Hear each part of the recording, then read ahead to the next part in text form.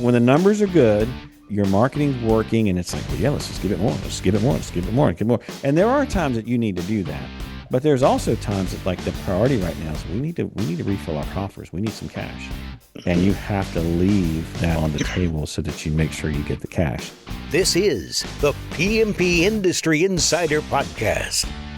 Hello, everyone. Welcome out to another episode of the PMP Industry Insider Podcast, where we talk about what is changing in the pest and lawn industries, and we take you to the front lines, to those that are driving those changes. I'm Donnie, Shelton, owner of Triangle Home Services, which has Triangle Pest as well as Triangle Lawn. Both very, I say, my favorite pest and lawn companies. And with me is the notorious Dan Gordon. Dan, would you like to say good morning, introduce our sponsors, introduce well, I guess you can talk a little bit about the peer groups, talk a little bit about what we got coming up in Pest World, and it's coming on here pretty soon, and then we'll get into our topic. Yep. So good morning, Dan Gordon, PCO Bookkeepers and M&A Specialists. Great to be with you. And our sponsors are the first one. If you're interested in marketing for the pest management or lawn care industry, it's Coalmarch. It's coalmarch.com. And they're offering a free first month to podcast listeners. So visit them at coalmarch.com/podcast to claim that offer. We also have Pestsure, providing insurance products for the pest and lawn industry. They understand the risks and offer coverage that fits your needs. Learn more at pestsure.com. And then for those who are, this is kind of interesting because we spent some time at a peer group last week and people are all talking about their phone system. We have as a sponsor, a new sponsor for this year is Voice for Pest. And they design and implement voice solutions for PCOs of any size, coast to coast. Learn more at voiceforpest.com/podcast. And if you're interested in peer groups, and we were just at one last week, which was it was terrific. We can talk a little bit about that, but go back and listen to episode 136 with David Billingsley. He is one of our facilitators. And for those who are in the peer groups and or not, if you're going to Pest World, PCO Bookkeepers and PMP Industry Insider are sponsoring a trip to, it will be Wednesday night. We'll have motor coaches at Pest World that will take us to Pop Strokes, and we will have a mini golf tournament. There will be food and drink. And the winner of the tournament will get a $1,500 donation to a charity of their choice. So we're really looking forward to it. By the way, that's filling up quickly. And what we're looking for are people in pairs who want to come. So if you want to come, just email me right now. We're going to bring up a landing page for it, but it's Dan at PCOBookkeepers.com, and happy to put you on the list. We're looking for, it's probably more than half full right now. We're looking for about 160 people. So that's going to be a whole lot of fun. And hang on, for those that are listening and are wondering if I'm going to go, Dan, I don't want to say he forced, but he was like, Donnie, I really want you to go. So I'm going to go for the whole time. Normally, if it were a hunting trip or some sort of, flight simulation, we'd be there. The golf thing, but it's going to be competitive. It's going to be fun for those. So I am going to be there. Not that matters, but it's just kind of hilarious. He's like, no, Donnie, you got to go. Because normally on the, I love going to the parties at Pest World, of course. But after 8:00, I'm like, okay. 8:00, you're like 5:00. But Donnie will be there. I will. And by the way, this is going to be after the events at Pest World, so it's not going to conflict with Pest World. And and for anybody who hasn't met the team at PCO Bookkeepers, they're all a bunch of fun, competitive guys and gals, and they're all going to be there. It's going to be just terrific. So it'll be a lot of fun. Looking forward to it. Yeah. So anyway, today we're going to talk about, and this is kind of interesting because we've talked about it before, and I kind of based my career on it, but it's budget percentages revealed. By the way, Donnie, he is the Chat GPT king of the world. So he did a little research on this, but this is kind of what we do and how it should look. We're going to talk about what pest pros and lawn people spend and on what. And this is probably the perfect time of year to talk about this so that you can get into October, November, December and set yourself up for next Well, year with I need to a clarify budget. something here before you move Yes, forward. So, go first of ahead. all, this is my world, by the way. I Hmm. spend a ton of time on pest budgets and lawn budgets. And so, yes, I did use ChatGPT to figure out what I should be doing, but I absolutely not. Well, no, it just to word it correctly. Word it Donnie and correctly. I, by the Yeah. way, when I met Donnie, it's got to be 20 years ago. Uh, he came into this is actually a funny story. He wanted me to. We were at some conference. He came. He said, "Hey, listen, I want you to come up to my room and I want you to look at my budget." And I said, "Okay." Come up to his room. There's his budget. It's 20 years. He's got a 20-year budget, and I'm like, Donnie, you don't even know if you're going to be alive next year. Yeah. What are you doing 20 years for? And then that's how we actually became good friends. So, and there's some, listen, 20 years sounds like a long time, but if you're trying to do something great or something big, it takes time.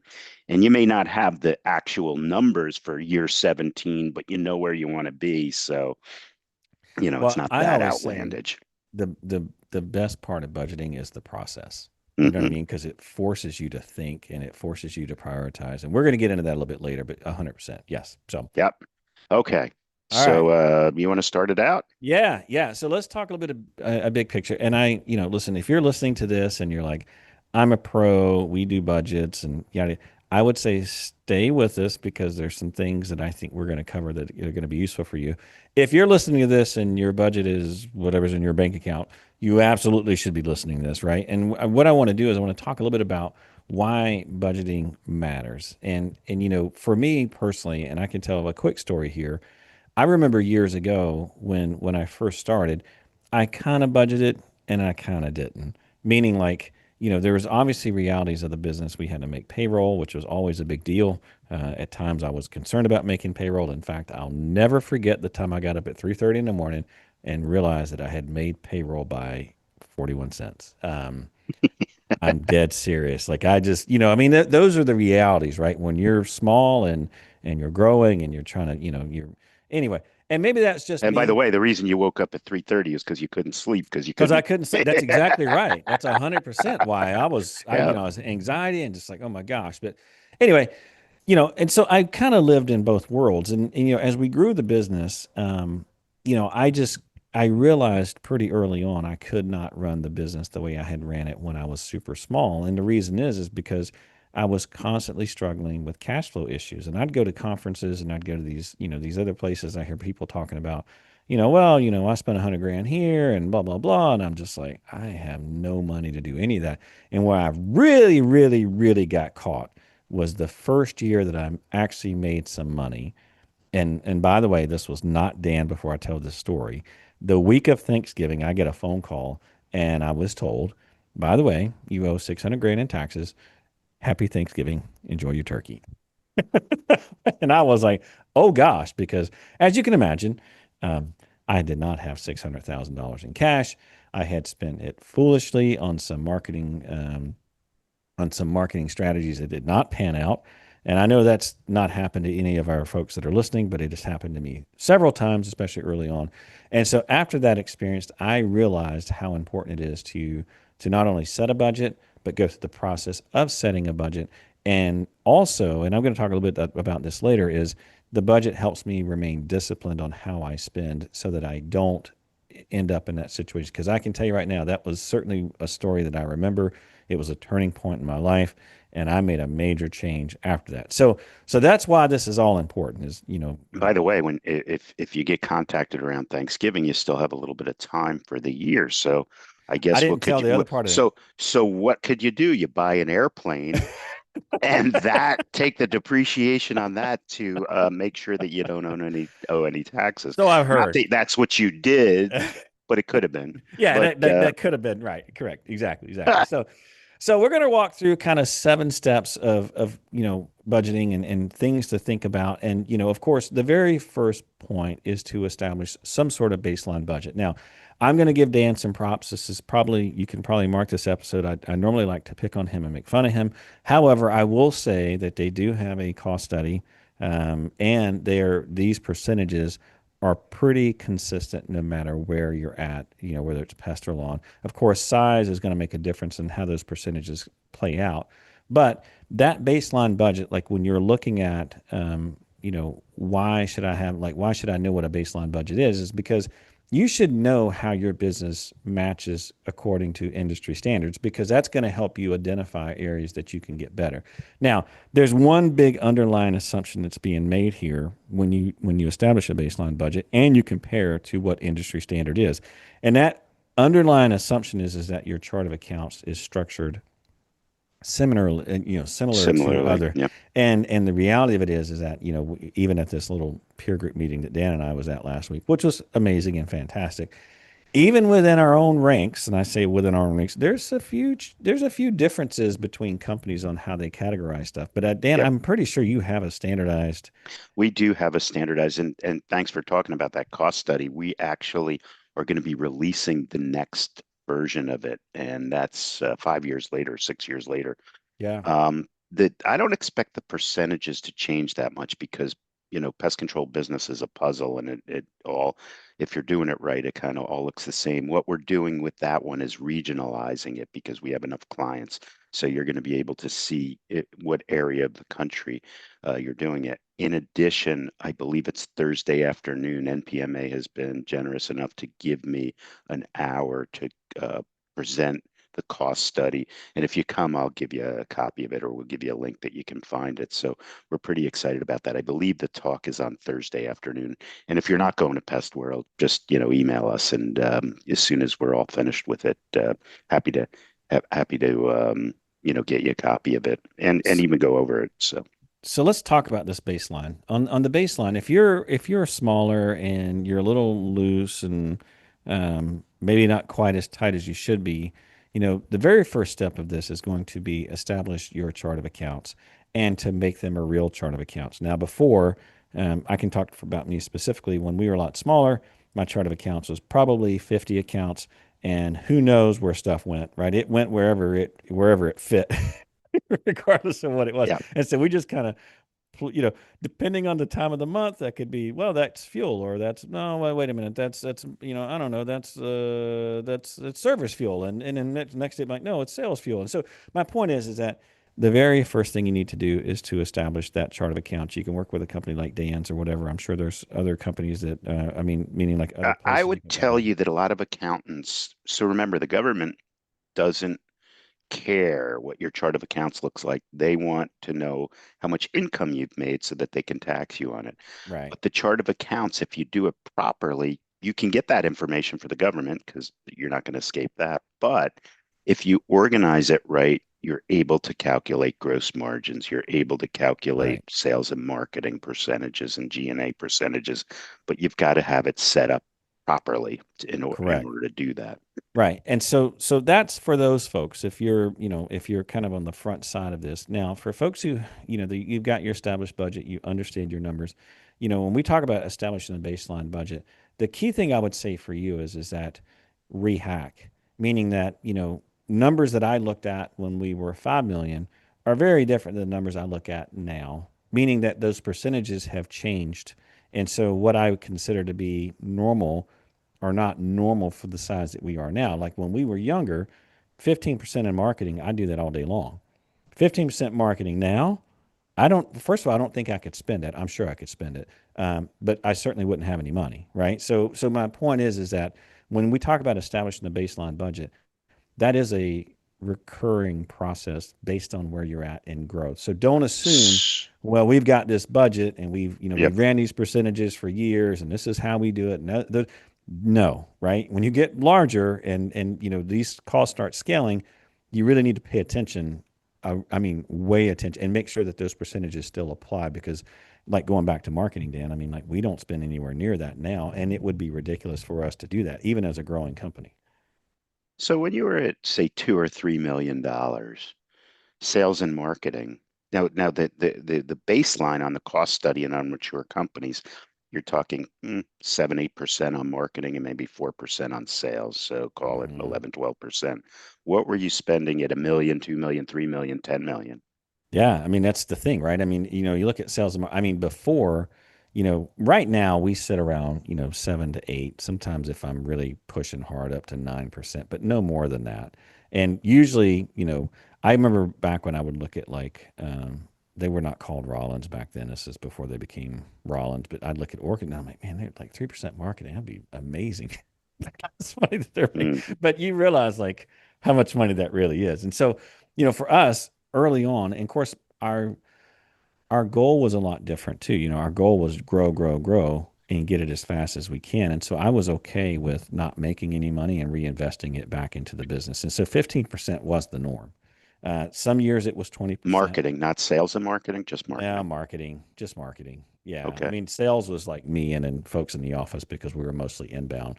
Um, but my point here is that when we talk about baseline, you need to have a standardized chart of accounts and you need to know where you should be based on the size business that you are and what your goals are. Right now, my big one is composite. Like I like a composite of 30%, which is revenue growth of 15% and profit of 15%.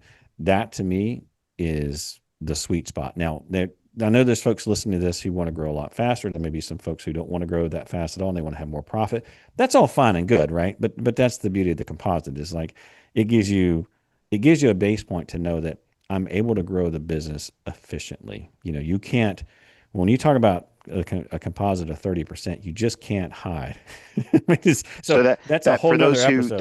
that composite, some people know it as the rule of 23, right? But Donnie's just talking about it being the rule of 30, Yeah, basically 50. So you can grow 30% with no profit, or you can have profit of 30% with no right. growth. And so you say, well, how do they work off of each other? How does growth and profit, what's the relationship there? Well, if I put more money into marketing, then I'm going to be less profitable, but I'm going to grow. And oh, by the way, if you think about the money that you made last year on your P&L, right? That's Hmm. great, but there's also money to be made in the wealth that you accumulate. And that wealth is the value of your business. So if you don't grow, then you've missed out on that money that you're making. So, by Donnie saying, well, you're driving down profits, you are, but you're still increasing your net worth if you're Right. growing because the company's getting bigger.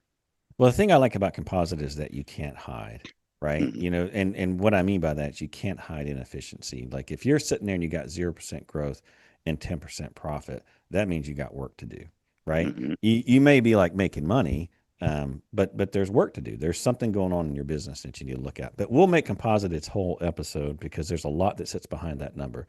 For now, the main thing is to establish a baseline. If you don't have a chart of accounts and you're not standardized and you can't really look at your percentages, that's step one. If you're already there, make sure you rehack and make sure it fits your business at your size at this time because those things. Dan's right. They don't change a whole lot, but they do change, right? Marketing today is way more expensive, at least digital marketing is way more expensive than it was 10 years ago. And I mean, ridiculously more expensive than it was 20 years ago. So that's the first point. Second point is making a process around your budget. For us, we're in budget season right now. Our budget will get locked down by the end of October as to what it's going to be for next year. And I like that. Now, some people tell me that you can make a budget for the year and not touch it. I've yet to live that year. For me. Well, it's kind of interesting because when I read the outline, because I'm one of those people, but what I realized is you can change the budget. You can't change the past budget. In other words, once the month is done, don't go adjust the budget to say, Yes. yeah, I made budget. You can change the next few months based on what you're doing. Absolutely. But you can't go back and go, yeah, we did budget. Well, yeah, but we changed it. So don't go back and change it. You can go forward and change it, but don't go back. Plus, I just think it's dumber. And I hate to say this, but this whole idea that you're not going to rehack your budget to me makes zero sense. It's almost like I show up to a basketball game and I show up with a plan, and after the first quarter, it's not working. It's like, well, let's just keep doing the plan because that's what we said we are going to do. Like that makes no sense at all to me. And now, to your point, Dan, you can't be undisciplined and be like, well, we spent 15% on marketing, so last month it was actually 15%. We made budget. right? You Right. can't be doing You that. can't go backwards and do No, no, budget. but the fact is that things change. I mean, listen, for this past year, we really struggled on cancels, and that was affecting our revenue. So I went and going for the go forward budget was like we were not going to spend as much in some of our categories because we're not going to have the revenue, and that's in a very appropriate process. Now I know when we had Massey on, we had Tony Massey on. He said this was a monthly thing that they did as a business. For us, I don't do it quite monthly. I mean, we look at it every month, of course, but I don't make major budget changes unless there's some new initiative, and it has to be a really big initiative. Something has to be huge in order for me to not do it as part of our annual cycle. But I absolutely, for us, I have a monthly budget meeting.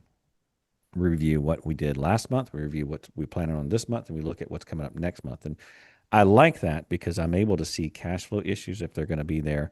I can see, investment, opportunities if they're going to be there. And I have a pretty good handle on what's going on with the business, not only from what happened last month, but what I'm expecting this month and what I can be looking forward to in the following month. And we can make changes. It's almost like it's like anything, right? You're playing a game and you want to be able to, to adjust based on what's happening in the game. And so, for us, and for the purposes of this discussion, it's all about, establishing a baseline and then creating a process. And, the process will be you establish your baseline, which would be like in the fall. And then throughout the year, you're making slight adjustments. I don't think there should be, unless like something catastrophic happens in your business, your budget should be pretty straightforward and you should not be moving it massively unless you had some like acquisition or you had some major business thing happen. But if it's kind of your run of the mill year, that budget's there for a reason and you should be disciplined and follow it. So, So what is the mechanics of a budget so we can say, okay, we're going to do all of this, but here's the easiest way to do this. Go into yeah, QuickBooks, create a profit and loss for the year, January through December by month, so that you have all the columns, export it to Excel, erase all the numbers, and right. then fill in those numbers. Yeah. That for the new budget. That's the way you do After it. you've got a That's good chart of yeah, accounts. yeah, no, you've got to have a good chart of accounts, and you Yes. also have to have a reason for filling in these numbers. We like to look at or in PestPack, they call it the business valuation report.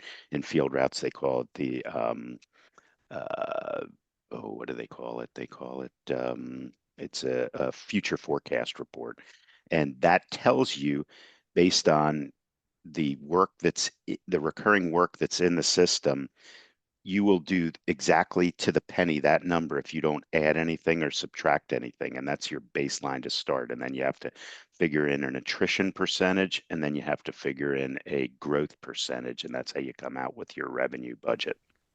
Right. Right. And I think the main thing out of this is that, once you've got that figured out, it's really good to use that budget to establish priorities. I know for me, you know, I have lots and lots of ideas. I'm sure Dan will tell you. If you sit in on meetings with me, I have, crazy ideas of like what we could do to grow the The business, things mad that we could try. scientist. Well, but the reality of it is, then you got to come back and be like, okay, well, that's all great and fine, but how are we going to pay for it? And are you willing to invest in it? Because this is where it really gets down to what is a true priority. Because we in in our last peer group, there's someone in there that I can very much you can call it my spirit animal. I don't care, but they were talking about how they were just so undisciplined with marketing. They would spend marketing dollars like crazy. And that was me 100% early in the business. And so now what I do is, we talk about establishing priorities, is that my marketing budget has been established, from the very beginning, and it's based on revenue. So when someone shows up in March or in May and says, "Look, Donnie, we've got this crazy marketing thing that's happening and you really got to get on this now," I can be like, "Yep, we do our budgeting in October. I already have my marketing dollars allocated for what we're going to be doing this year." Like it's a good way for me to go back to, I've already thought through what the priorities are. I've already funded this. That doesn't mean you can't change it, but it also means it gives you an out so that you can make sure that the priority sticks with what you're trying to accomplish, because it's hard. I mean, listen, the worst thing for an entrepreneur is to walk away from an opportunity. You know what I mean? Like when the numbers are good and your marketing's working, and it's like, well, yeah, let's just give it more, let's give it more, let's give it more, give it more. And there are times that you need to do that, but there's also times that, like, the priority right now is we need to refill our coffers, we need some cash, and Mhm. you have to leave that on the table so that you make sure you get the cash. And so, in any case, my point is that, there's always there's finite resources. We have strategic goals, whether it be, you know, looking at, we need to invest in people, we need to invest in training, we need to invest in whatever, right? You're going to have to fund those things. And with a budget, that gives you the tie of how you actually going to accomplish that. Because again, everyone has lots and lots of ideas, but there's not a ton of clarity on how those ideas are going to get funded over the long term. And so that's a key part of budgeting, is making sure that what you're trying to do as a business lines up with what you're trying to accomplish, or what you can accomplish on the P&L. Because the fact of the matter is if you can't budget for it and you can't really pay for it, then, well, that priority is nice, but it's unrealistic unless you're planning on putting some money into the business yourself. So, anything to add Mhm. to that, Ann, before we move on to the next thing? No, that's completely Okay. correct. I've already talked about this point before, but I'll just come back to it, which is, using the budget to remain disciplined. I put in here when new marketing opportunities arrive, because that was my weak spot as an entrepreneur. Anytime I saw something new when it came to marketing and growing the business, I was all in, and I would fund it like gangbusters. But the fact is that, you know it's it's very difficult to do that if you have a budget and, like, listen, I do that budget meeting for two reasons. Number one is I want to know what's going on with the business. Number two is because I know I'm going to have to account for what decisions I made to my team financially. And By the way, that's the I've seen companies go bankrupt because of marketing, not because of operations, because of marketing. Back in the day, it was too much on Yellow Pages. Now it's too much on Google, right. um, or door to door. Like, you got to figure out, okay, if I'm going to spend all this money on it, either, well, number one, it has to work, but number two, where's the money coming from? If it's Right. too much, maybe your operation's not big enough to eat, even if your Hmm. operation's a good operation, it might not be able to fund it, and you might have to come in with some outside money or dial it back. Yeah. Yeah. So the main thing there with, is just making sure that, you are disciplined when it comes to your budget. And I say marketing, but it could be a number of things. It could be sales, like what Dan mentioned. It could be, I don't know, you're a people person and you want to implement some new employee perk, which obviously we all want to do as much as we can. But you can't break the bank. I don't. You remember back in the day? Remember when GM got in huge trouble, huge financial trouble, because they had promised all these pensions, and it almost broke the company. Do you remember that? Mhm. They had That made was promises. that was about the time that they filed for bankruptcy, and the pest Yeah, control industry was doing just yeah, that's 100%. So my point is that, the idea here is this: is that, you use budget to remain disciplined and to make money, right? I mean, that's what fine. we're trying to do here. All right, number five, we've kind of talked about this just a bit, but I want to come back to it real quick, which is you need to understand what your core percentages are. Dan talks about this a lot. I tend to agree, which is gross margin. If you keep your gross margin tight, there ain't anything that can't kill you. Meaning, like, if you've got a really good gross margin, everything else can be figured out. Now, if you make your fixed cost too high, like you're paying crazy rent on a building, or you've got some sort of contract that you're in that you can't get out, of course that's going to hurt your profit margin. But generally speaking, you can get rid of that. Gross margin issues are way more difficult to solve. And so the idea here is that you understand what those core percentages are, and that you get in front of them before there's an issue. An example of A- that would be labor, right? Go ahead. yeah, a healthy gross margin means that you're manufacturing your product it in a profitable way. Whether so, if you look at, we manufacture hours of pest control or lawn care. But if we were making candy bars, if we add all the sugar and the cocoa and the labor to get the candy bars going, that, what does it cost to do that? And what do we sell the candy bar for? And that's your gross margin. And the reason it's so important, it determines what you have to do in order to break even. If you have a 50% gross margin and your office, that all your fixed costs are $100,000, that means $200,000 to break even. The first dollar after that, you make 50 cents. And then Right. if you do $1 million, right, then you start to make some real money. So Yeah. that's Yeah. why it's so important. It's probably the single most important KPI that there is in any business, not just pest control. The main thing is this, is that you need to understand what those benchmarks should be so that once you understand what they are, you can troubleshoot, issues in your business because a lot of times things are cooking along just fine and you think everything is great and all of a sudden you look, you're like, wait a minute, why is my chemical 15%? I'm talking about a pest control company here that might be perfectly fine on the lawn care side, but like why am I 15%? Well, that's going to tell you like, okay, are we over applying? Is someone taking some stuff out the back door? Like it just my point here is that those operating ratios, those core percentages, if you know those and you're out of a line somewhere, it gives you something to do as a CEO or as an owner, a manager, whatever, right? Not that you don't have enough to do, but it's like you can make real progress. And so, in any case, you need to know what those are. You need to understand what those core percentages are. Okay, let's move on to the next one, which is, I think, probably one of the most difficult things to teach. We teach a basically a P&L course to everyone that's at the company. We talk about the game, blah, blah, blah. But a lot of people think that cash flow is profit. And this is a huge issue. I mean, a No. massive issue. So if Or you take, profit is cash flow, which is right, even more dangerous. right. So if you take nothing else from this episode, it's that concept. Profit is not cash flow, and cash flow is not profit. Plain simple. Okay. Mhm. Now, the reason that's important, and listen, we brief this number. I say we brief it. We publish this number at Triangle. We have a thing called OCF, which is operational cash flow. And the reason that I show that number is because if we're doing 20% profit, someone can sit there and say, well, great. We did $1 million this month. That means we did 200 grand. That's what we're taking home and putting in the bank. No, absolutely not. We're not doing that because what's not included off that profit are going to be note payments. There's going to be, capitalized expenses that you have to not, but I mean, like not necessarily expenses. That's probably a wrong term I should be using there, but basically all the Payments for your things, vehicles, payments, right? yeah, Exactly. So you could easily, and your easily, credit line. easily be, be making a ton of profit and making no cash and out of business in no time flat. And Hmm. and I've seen a lot of companies do that. I'm sure you've seen a lot of companies do that, Dan. In fact, um, I remember one friend who had to sell because of this issue. They were making money, and I'm using my hand quotations here. They were making money and burning cash, and it was like the options were go out of business or sell, and they obviously got sold. Luckily for them, but they didn't buy the business; they just bought the accounts.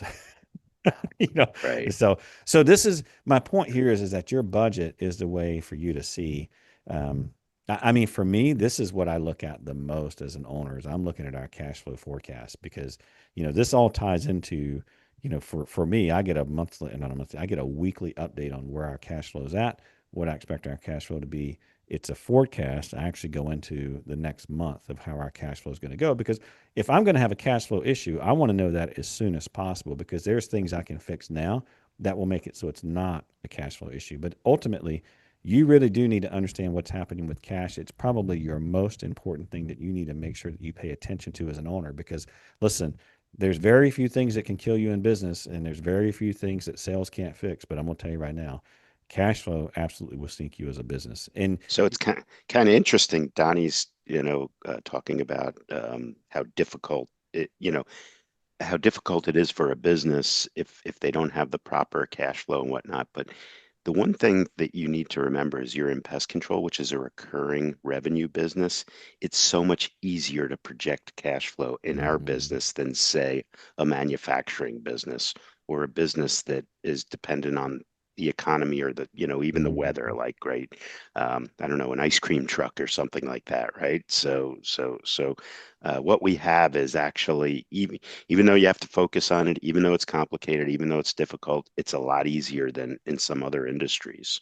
It's rare we are more than 1 or 2% off of our forecast. Yeah, yeah. And If that's you do just it right. amazing. It's Yep. absolutely amazing when you think about it. And so you're right. I mean, it takes time to develop all of this, but it also takes a lot off your plate and it makes it Hmm. super, super easy. And for me personally, I like having an emergency fund. I like to know when there's cash flow is going to be tight. And more importantly, I like to know how I'm going to make sure that everything's squared away because I don't want to end up ever, ever, ever again in my life looking at 41 cents and thinking Or the having mighty being power. forced to buy an airplane, that ah, I don't know. Speak I for don't yourself blame you. there. I Yeah. don't blame you.